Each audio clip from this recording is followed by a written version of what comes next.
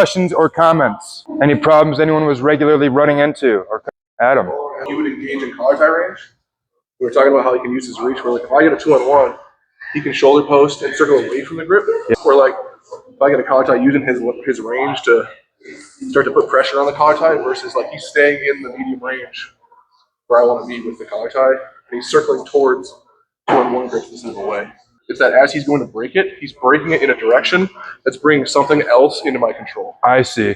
Yeah, so that's a good point. So right now, the left side of your body is more vulnerable because he has control of the left arm. You have less defense for your left leg. If you start to circle that way, if he passes this across, he starts to go to the back. There's back exposure, there's leg exposure. So if he is controlling that arm, I would recommend circling toward the side that you have more things available to fight and defend with. And what about the collar tie?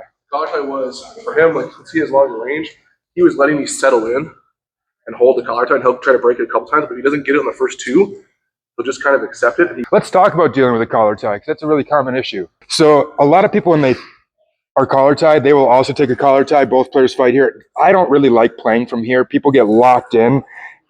I grab his elbow, he grabs mine, and it's really tough for any of us to do anything.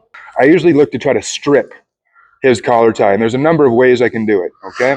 I can either turn and look away from him, and as I do this, I use my shoulder to push his elbow, keep it sticky. Here, look away, and I use my shoulder to push that off.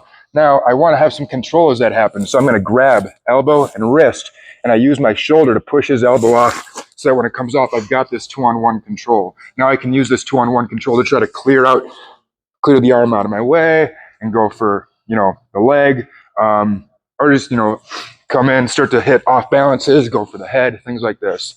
Another way we can deal with the collar tie here is sometimes I can get my wrist inside his elbow. And then if I start shooting it through, I can come in and my shoulder can come inside the elbow and I come up with an underhook. Sometimes I'll do a little duck with my shoulders. I do this too, where I'll kind of drop my shoulder so I can get my shoulder inside that elbow and counter his collar tie. One more option, a couple more options that I really like here. Sometimes I'll have my own collar tie here. If he didn't have a collar tie, I could try to snap him down. But the collar tie helps him hold himself up. So sometimes I'll take a grip on the wrist and I'll push here. And I'll just push the collar tie off. And now that I've got the collar tie off, now when I snap, it's going to be more effective. One other option that I really like against this collar tie, I hold the elbow and I bow, I bend at the hip, I tuck my chin to my chest, and I push his elbow over my head as I pummel my head to the outside. Now, sometimes I can set up a counterattack here. It's not super common, but at least I'm out of the collar tie. Okay, at this point, I could try to pass the elbow by and go for the leg. Sometimes I like to come up and try to 2-on-1 it and give a pull to get to the leg, but these are all ways to deal with a collar tie. Let me recap them real quick. We've either got this shoulder shrug into a 2-on-1. I've got this kind of drop the shoulder and try to punch through. I've got this elbow pass, and I've got this double collar tie, and I try to shove that wrist off.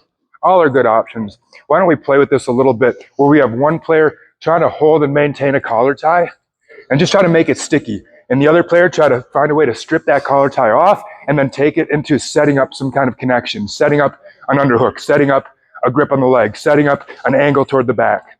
All right, let's partner up.